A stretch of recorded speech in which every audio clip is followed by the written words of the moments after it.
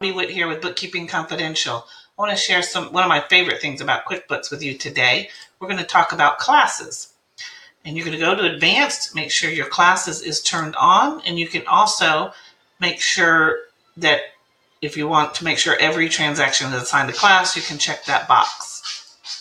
I use this because I'm part of an organization where we have events, and I want to know what the March event brought in. I want to know the income for the event. I want to know the expenses for the event. So we'll go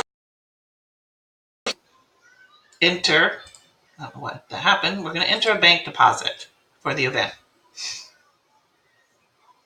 Go down here, we're going to receive from, let's say, okay, Cool Cars.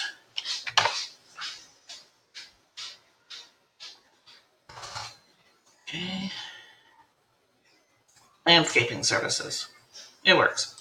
Good, but I want to show you the classes. Add new. March event.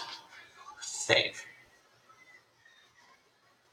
Amount, $100. Okay.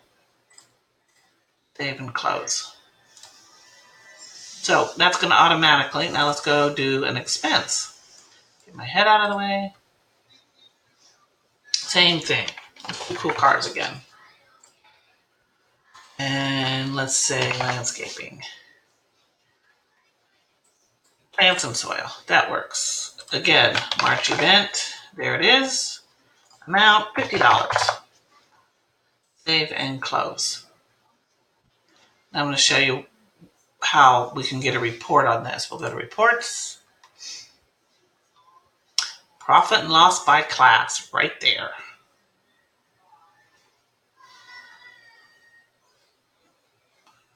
Out of the way, March event. Do you see that? Do you see how cool that is? All right, everybody, have a great day. Till next time.